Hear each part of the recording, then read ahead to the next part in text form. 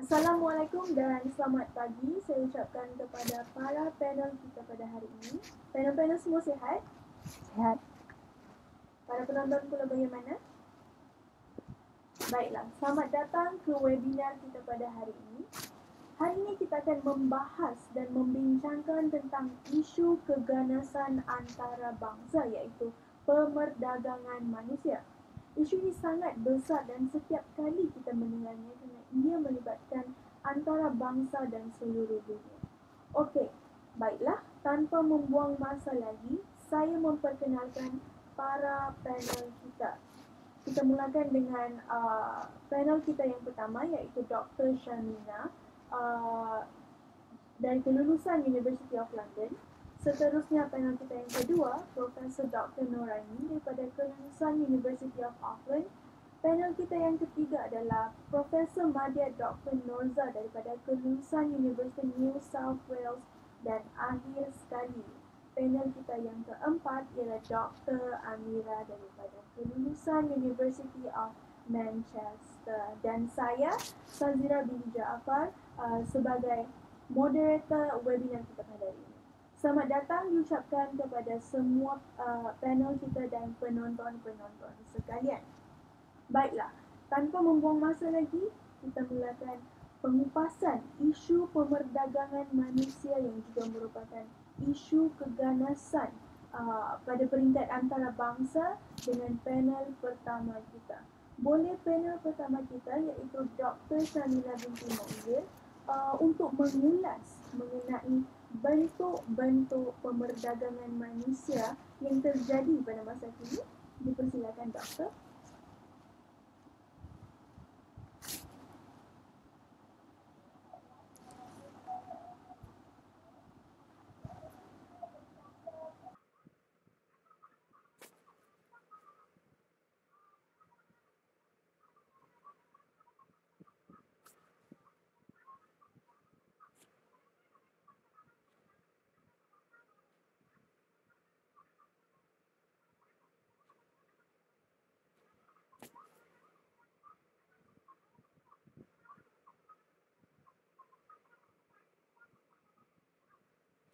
Dapat 5 bentuk perdagangan manusia dan kita akan bincang bentuk atau agenda ini satu persatu dengan lebih mendalam.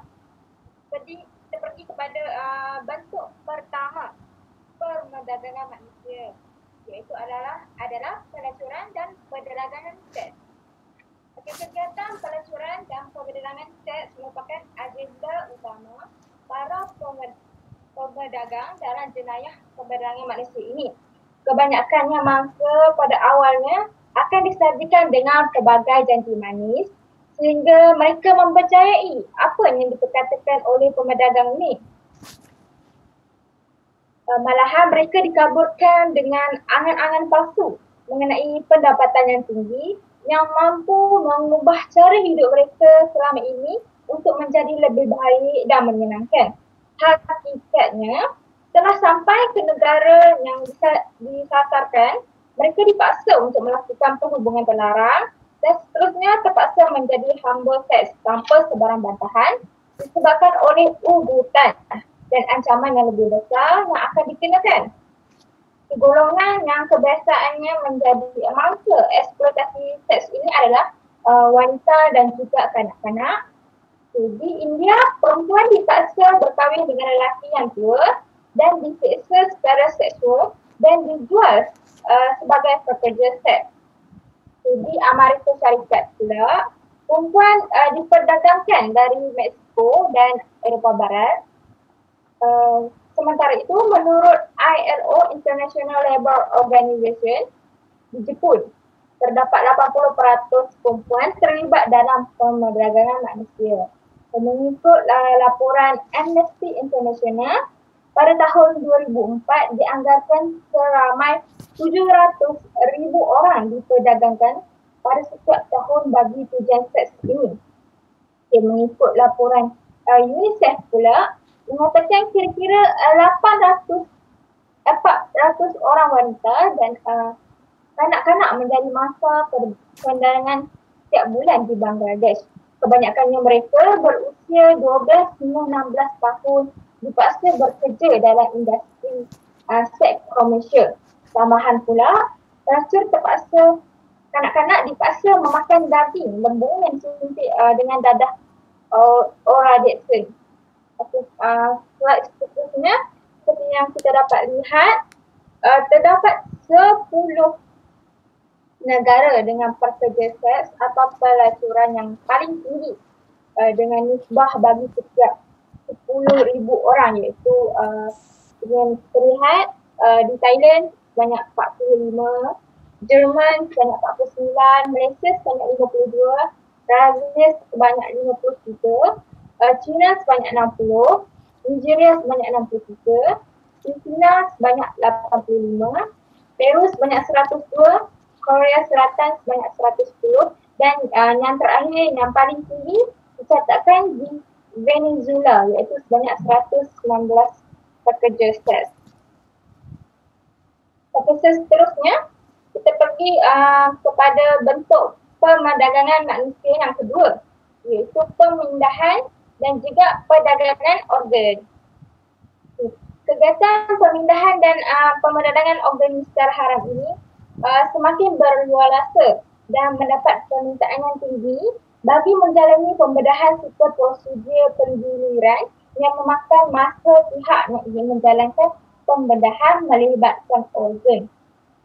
Okey, kira-kira 300,000 orang menunggu giliran untuk menjalani pembedahan organ, sedangkan hanya 10,000 pembedahan dilakukan setiap tahun. Organ tubuh menjadi tumpuan adalah ginjal, jantung, hati, usus dan juga paru-paru.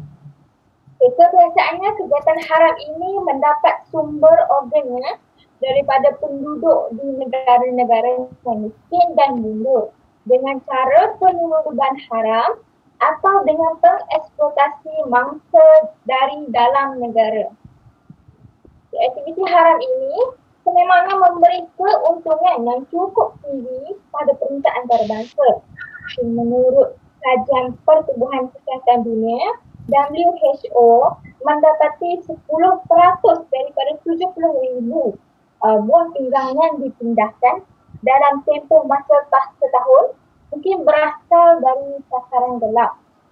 Tambahan pula, kegiatan penculikan kanak-kanak juga mempunyai kaitan dengan jenayah untuk mendapatkan organ ini.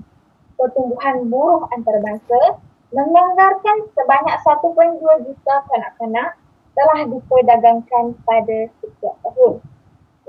Seperti kita dapat lihat pada slide seterusnya, terdapat 5 buah negara yang dicatatkan memiliki kes jual organ tertinggi di dunia, iaitu Moldova, China, Mesir, Pakistan dan juga India.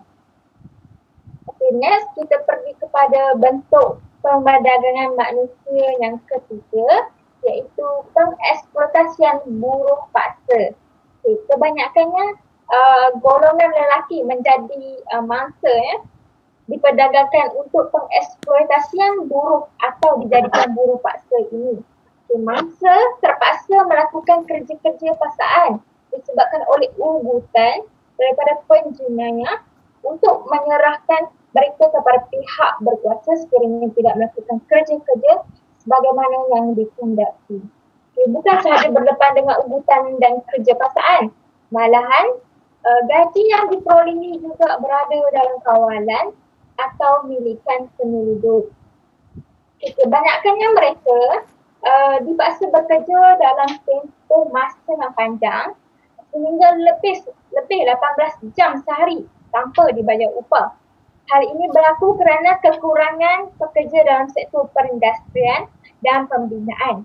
Kebanyakannya mereka datang daripada Indonesia, Bangladesh, Nepal dan juga Vietnam menjadi mangsa selepas dijanjikan pekerjaan yang lumayan dengan bayaran lumayan, sedangkannya semua itu adalah palsu. Okey, selain itu terdapat juga mangsa daripada migrant asing, itu daripada kalangan wanita dan kanak-kanak yang direkrut oleh penjenayah dari negara-negara yang kurang membangun seperti Asia Tenggara dan juga Afrika. Selain mereka dipaksa bekerja sebagai buruh tanpa gaji, golongan wanita kebiasaannya diarahkan untuk menjadi pembantu rumah, manakala kanak-kanak akan dieksploitasi menjadi pengemis di jalanan. Okey, bentuk keempat perdagangan manusia adalah pengedar dan perdagangan dadah. Isu berkaitan dengan dadah ini sebenarnya sesuatu yang sering diperkatakan dari mulut ke mulut tanpa ada penghujungnya. Sedikit haram ini mendedahkan bahawa wanita sememangnya dijadikan pilihan atau mangsa bagi mengedar atau memperdagangkan dadah demi kepentingan pihak pemedagang. Wanita akan dijadikan sebagai orang perantaraan yang membawa atau mengedarkan dadah dari satu tempat ke satu tempat yang lain yang telah disetujui oleh pihak pemedagang. Dalam arti kata yang lain, wanita dijadikan sebagai kambing hitam oleh penjenayah yang sebenar demi kepentingan pihak pemedagang. Golongan wanita dipilih oleh penjenayah kerana mereka sangat mudah diperdayakan dan mudah dikawal, memandangkan keadaan fizikal serta kodrat mereka sendiri yang sebenarnya. Dan yang terakhir, bentuk pemandangan manusia yang ada dalam jenayah ini adalah pemerdagangan bayi. Permintaan yang tinggi telah menyebabkan bayi dijual dengan harga antara RM10,000 sehingga RM20,000. Bayi yang dilahirkan dijual pada sesiapa yang ingin membelinya di Jepun, sedikit menjalankan perniagaan haram dengan menjual otak, jantung dan bahagian tubuh bayi yang dimuat dalam botol kaca. Ia dijalankan lebih 5 tahun dan meraih keuntungan bernilai jutaan yen. Itu sahaja bentuk-bentuk permandangan manusia yang ada dalam jenayah ini. Baiklah, terima kasih Dr. Syamina atas kupasan yang diberikan. Sangat menarik dan informatif ya. Baiklah, secara kesimpulannya, terdapat banyak bentuk pemerdagangan manusia dan apa yang diperkatakan oleh panel pertama kita tadi, terdapat 4 bentuk pemerdagangan manusia yang utama iaitu bentuk pelacuran dan pengeksploitasian seks, pemindahan dan penjualan organ, pengedaran dadah dan dijadikan buruh paksa. Wanita dan kanak-kanak dikaitkan dengan bentuk pemerdagangan pelacuran, manakala lelaki pula dikaitkan dengan bentuk pemerdagangan buruh paksa. Selain itu, mangsa jenayah pemerdagangan manusia menurut Dr. Syamina tadi juga diminta untuk menjadi pengedar dadah, pengemis dan menjadi mangsa dalam penjualan organ dalaman. Baiklah, seterusnya kita lihat pula faktor-faktor yang menyebabkan berlakunya pemerdagangan manusia ini. Apakah punca bagi sindiket pemerdagangan manusia ini masih berlaku pada zaman kini? Memandangkan zaman kini sudah moden, sepatutnya isu ini tidak lagi muncul di kaca TV mahupun dalam mana-mana akhbar. Kalau zaman dahulu, perhambaan ini memang lazim dalam kalangan masyarakat. Jadi soalan ini saya tujukan kepada panel kita yang kedua, Profesor Dr. Noraini Ambo. Dipersilakan Doktor. Terima kasih moderator atas soalan tersebut. Ya, memang betul. Sekarang ni walaupun secara logiknya, minta maaf moderator, mungkin boleh mute-kan. Sebentar.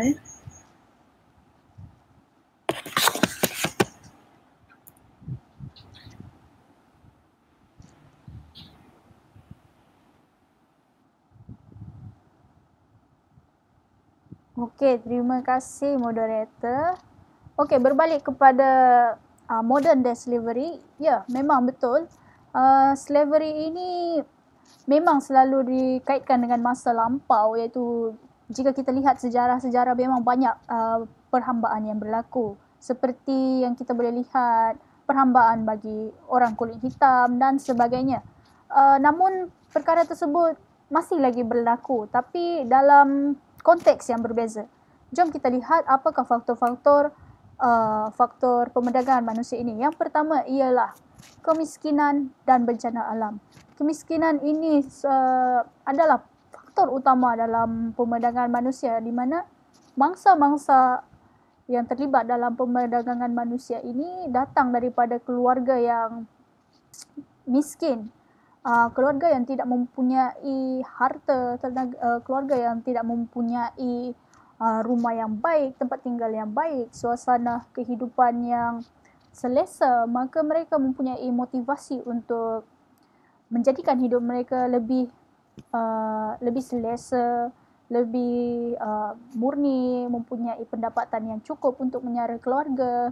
Jadi hal ini merupakan faktor utamalah kerana penjenayah pemerdagangan manusia akan melihat situasi ini sebagai satu peluang mereka untuk mencari mangsa. Mereka akan pergi ke negara-negara yang miskin seperti negara-negara di benua Afrika, iaitu negara Uganda, Kongo, Kenya, Ethiopia dan lain-lain. Bukan sahaja di negara benua Afrika, malahan negara-negara Asia, khususnya seperti Asia Tenggara, negara-negara yang sedang membangun, ataupun malahan negara di Eropah pun turut terlibat ya. Okey. Selain daripada itu, bencana alam juga menjadi salah satu punca kerana bencana alam ini bukanlah salah satu faktor yang kita boleh kawal ya. Bila mana bencana alam ini berlaku, akan mendatangkan kerosakan harta benda kepada penduduk yang berada di kawasan tersebut. Apabila kerosakan harta benda ini berlaku, maka mereka kehilangan harta yang sedia ada, mungkin pekerjaan juga turut musnah, mungkin mereka berhutang banyak, mungkin mereka tidak dapat lagi untuk meneruskan kehidupan dengan segalanya telah musnah akibat bencana alam. Oleh itu, seperti biasa, penjenayah pemerdagangan manusia ini akan mengambil kesempatan terhadap situasi yang dialami oleh mangsa-mangsa tersebut. Selain daripada itu, kemiskinan juga sering dikaitkan dengan tahap pendidikan yang rendah, di mana mereka tidak ketahui bahawa kata-kata manis yang dijanjikan oleh penjenayah tersebut adalah tipuan belaka. Oleh itu, dengan kurangnya kesedaran terhadap isu sindiket pemerdagangan manusia ini, mereka mudah terpedaya, mudah tertipu dan mudah percaya terhadap janji-janji yang dikatakan kepada mereka seperti peluang pekerjaan yang baik, mampu mengubah masa depan mereka, mampu mengubah kehidupan generasi yang akan datang dengan memberikan pekerjaan, suasana kehidupan yang lebih baik, mungkin gaji yang lebih lumayan dari sebelum ini, maka mereka mudah terpedaya. Okay. Selain daripada itu, faktor seterusnya adalah permintaan pekerja seks yang tinggi. Seperti yang kita lihat dari penjelasan daripada Dr. Syamina sebentar tadi, salah satu bentuk pemerdagangan manusia ialah seks ataupun pelacuran. Disebabkan permintaan pekerja seks yang tinggi di seluruh negara, maka pemerdagangan manusia ini seringkali berlaku kerana adanya permintaan yang tinggi. Oleh itu, permintaan pekerja seks yang tinggi ini menjadi satu punca mengapa wanita-wanita sering menjadi mangsa, kerana wanita-wanita ataupun golongan Hawa ataupun perempuan menjadi mangsa dalam sindiket rumah pelacuran. Dan bukan saja itu, kanak-kanak seperti yang kita lihat di gambar kedua di atas tu, kanak-kanak juga merupakan mangsa daripada sindiket ini. Dengan adanya permintaan yang tinggi, maka perdagangan manusia ataupun penglibatan wanita dalam pemerdagangan manusia ini sangat-sangat tinggi.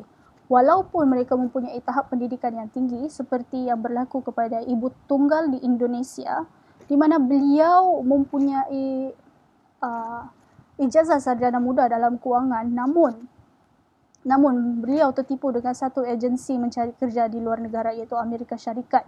demi untuk menjadi kehidupan yang lebih baik, beliau mengikuti agensi tersebut. Namun apabila tiba di New York, Amerika Syarikat, beliau telah ditipu, diacukan senjata api pistol, lalu beliau tidak mempunyai apa-apa pilihan melainkan mengikut saja apa yang mereka suruh, iaitu terpaksa melakukan hubungan seks dengan pelanggan-pelanggan. Lalu beliau dikurung di satu tempat di mana betul-betul berada dalam kawalan penjenayah.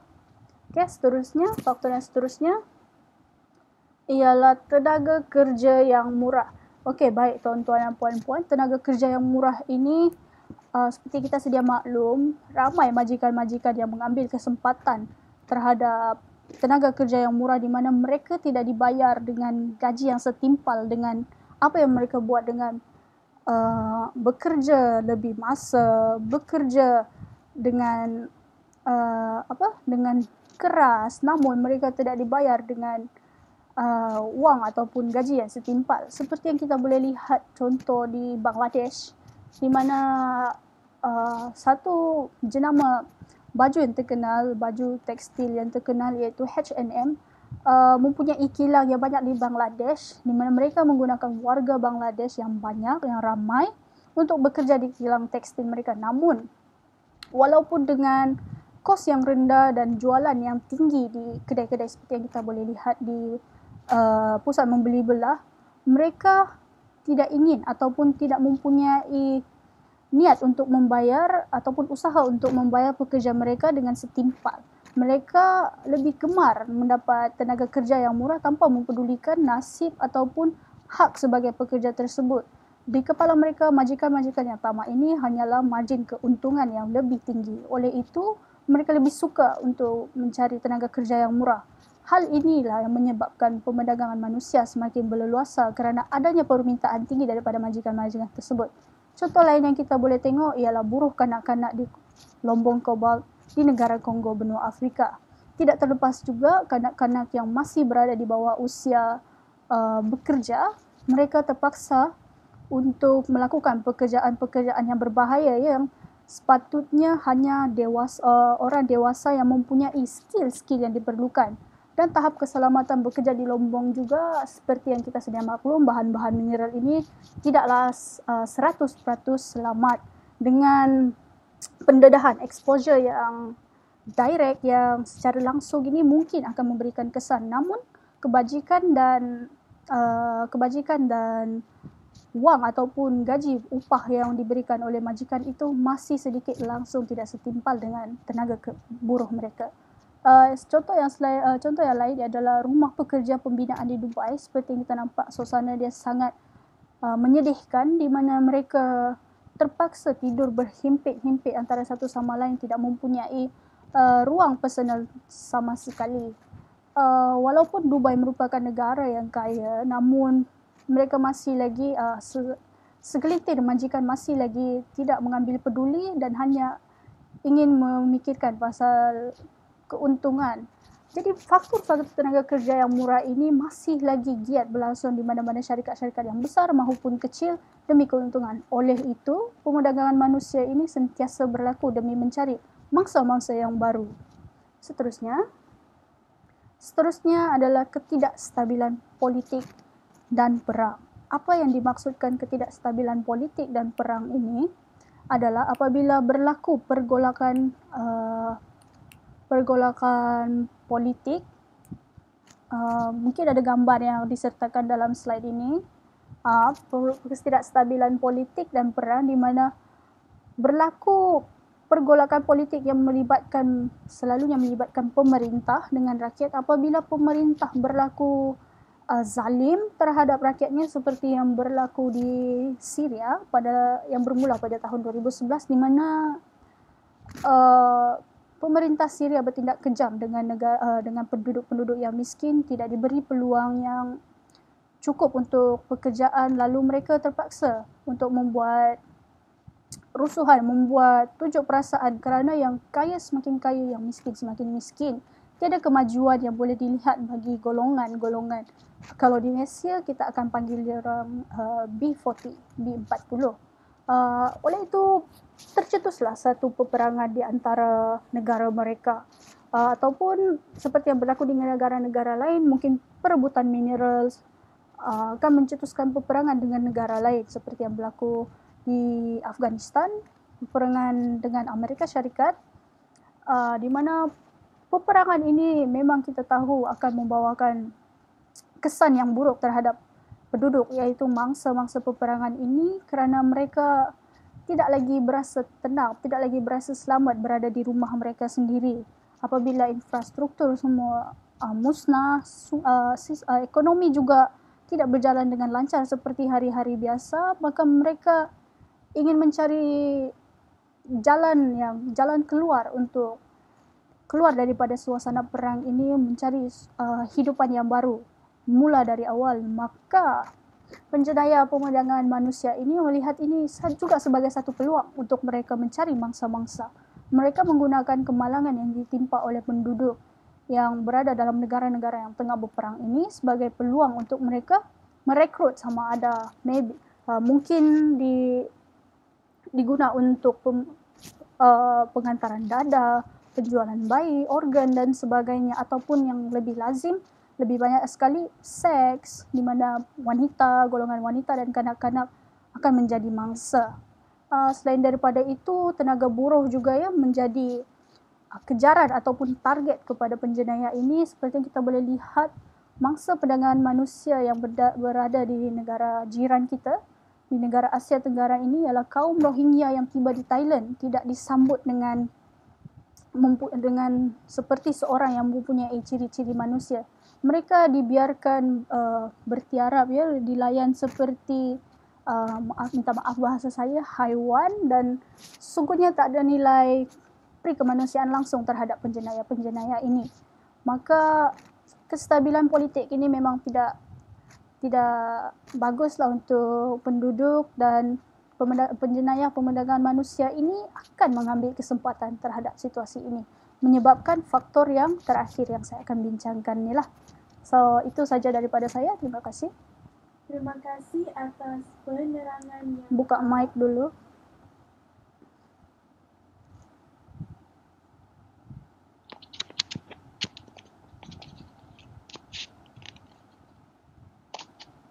Baiklah, terima kasih atas penerangan yang sangat informatif dan berwawasan daripada Profesor Dr. Noraini tadi.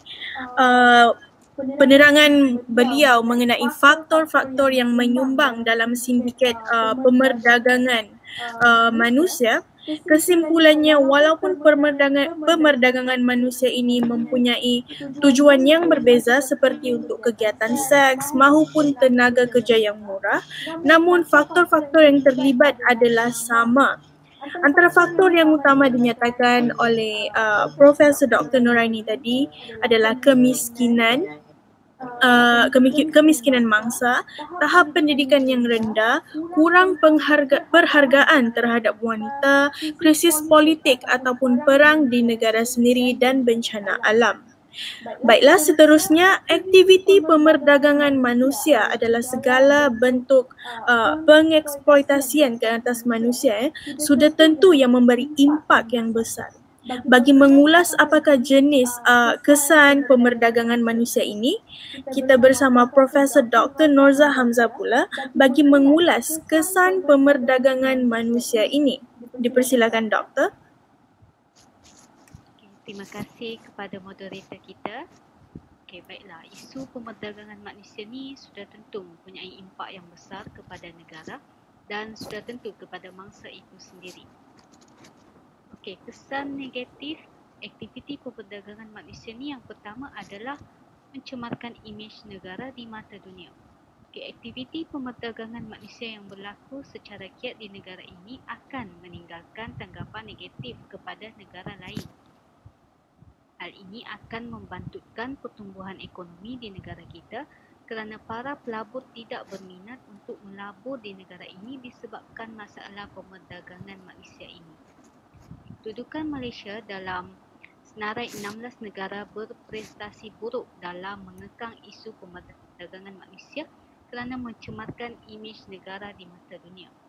Hal ini akan menunjukkan negara lemah dalam mentadbir dan menguatkuasakan undang-undang. Malahan negara dianggap sebagai sarang jenayah. Yang kedua, pemerdagangan manusia ni akan mengancam keselamatan dan keamanan negara. Kerana jenayah yang semakin berleluasa akan mengancam keselamatan, terutamanya bagi wanita dan kanak-kanak yang diperalatkan bagi tujuan tertentu, termasuklah seperti pelacuran, pusat hiburan dan rumah urut ataupun sebagainya.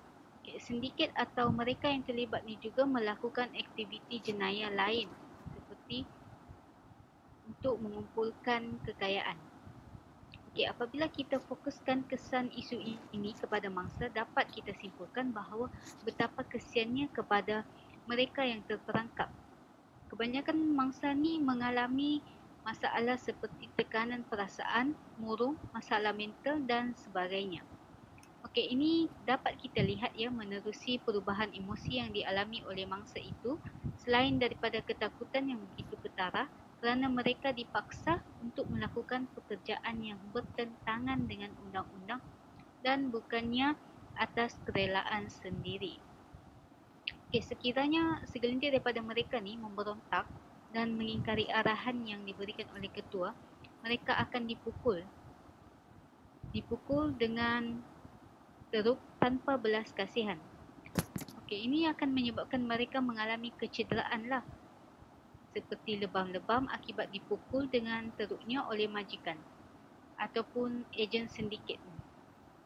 Perkara yang paling menyedihkan lagi apabila mereka ni menjadi trauma serta takut untuk membela diri maupun mengadu pada pihak yang berkuasa. Mereka bagaikan sudah terbiasa dengan pukulan maupun hinaan yang dilontarkan oleh majikan mereka.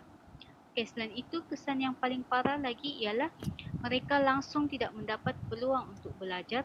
Hal ini demikian kerana mereka tidak mempunyai identiti yang sah disebabkan oleh mereka masuk ke Malaysia ni tanpa permit yang sah di sisi undang-undang.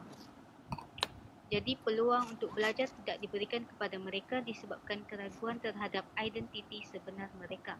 Jika dikaji, kebanyakan mereka ni terutamanya remaja serta kanak-kanak begitu teringin untuk melanjutkan pelajaran sama seperti rakyat Malaysia yang lain.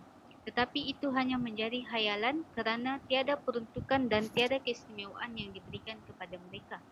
Kejadian ini amat memilukan kerana jika mereka mendapat pendidikan yang sempurna, mungkin mereka ni dapat mengubah nasib serta keluar dari masalah yang menghantui mereka selama ini. Di samping itu juga, kesan yang ketiga terhadap pendidikan yang amat ketara ialah mangsa yang dibawa masuk ke Malaysia ni mungkin terdedah kepada penyakit yang berbahaya seperti AIDS, HIV, TB dan sebagainya. Penyakit sebegini mudah merebak terutamanya pada wanita yang memperdagangkan diri mereka untuk pelacuran, manakala kanak-kanak yang diperdagangkan juga terdedah kepada jangkitan virus apabila mereka menjadi pengemis di jalanan. Apabila penyakit ini mula merebak, ini akan memberikan kesan yang negatif terhadap bidang pendidikan.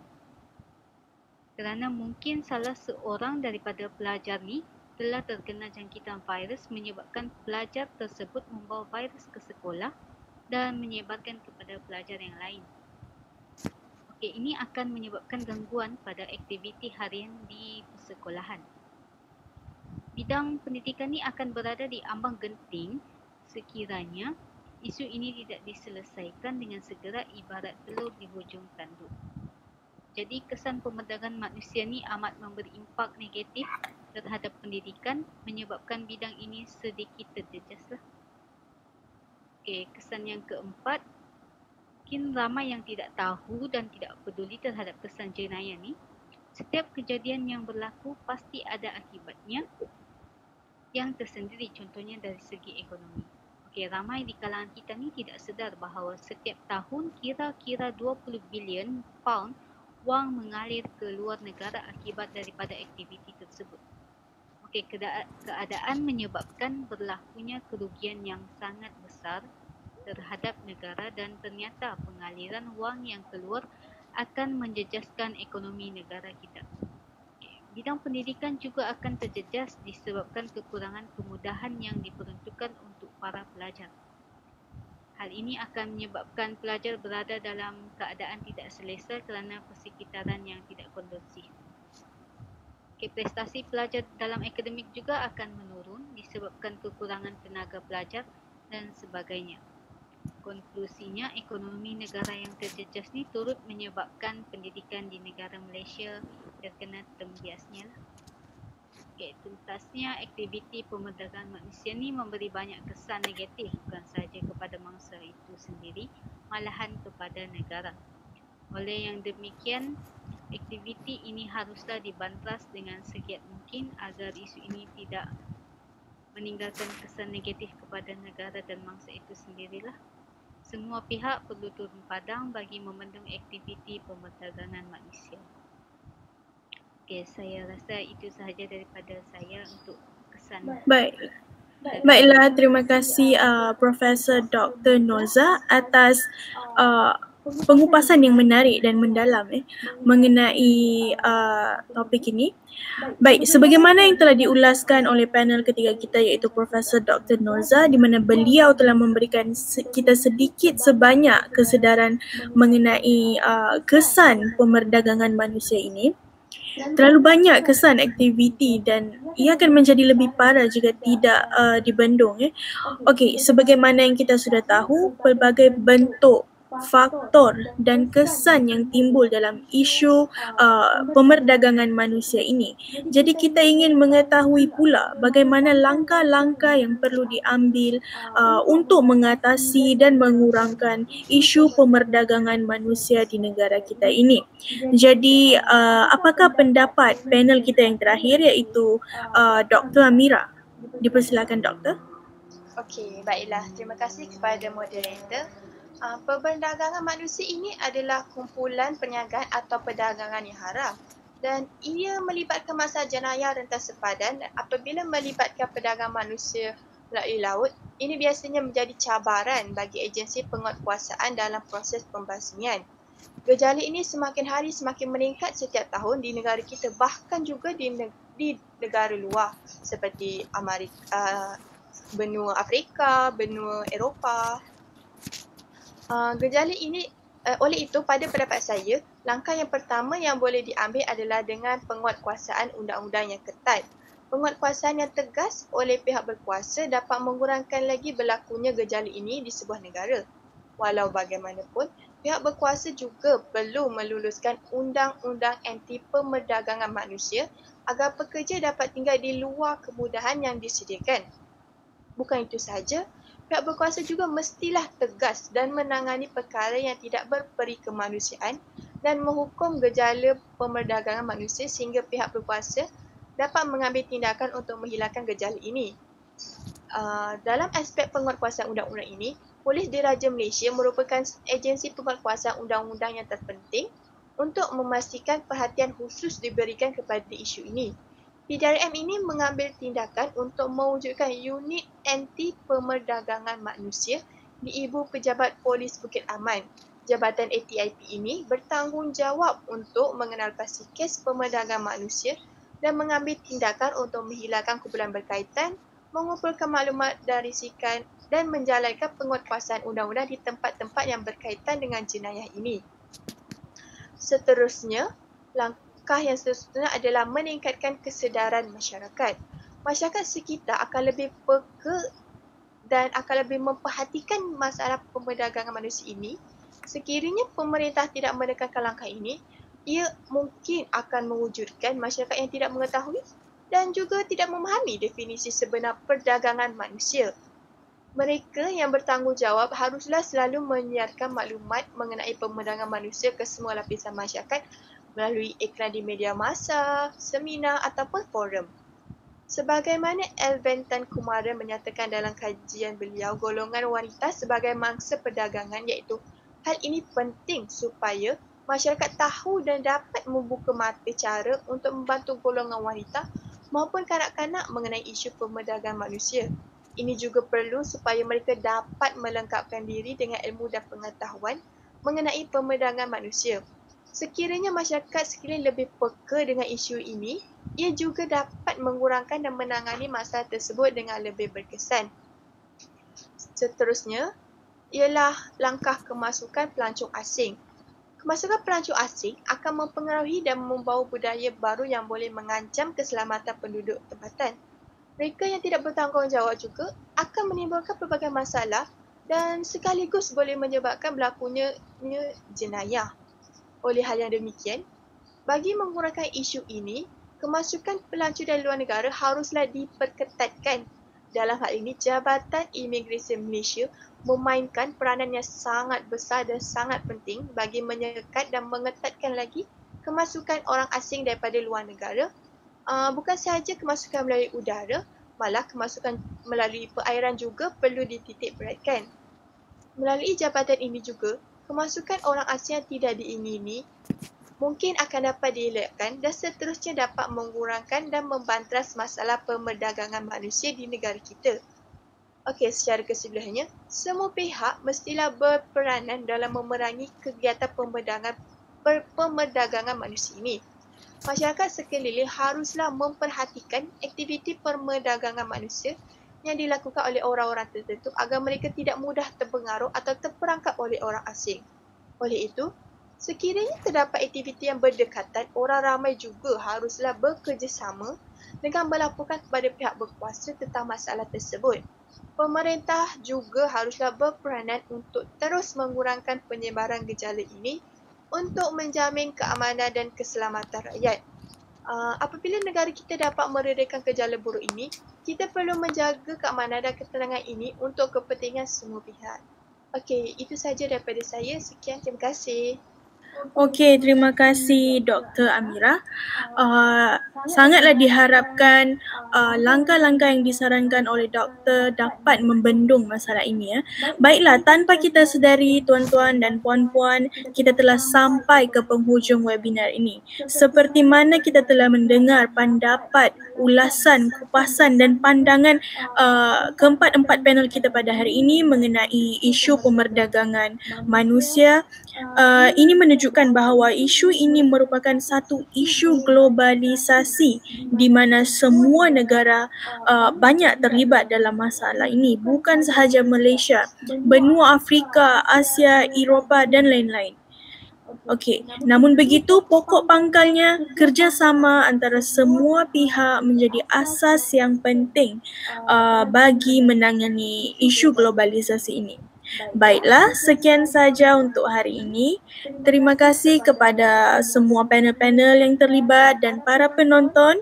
Semoga ada masa kita bersua kembali. Assalamualaikum.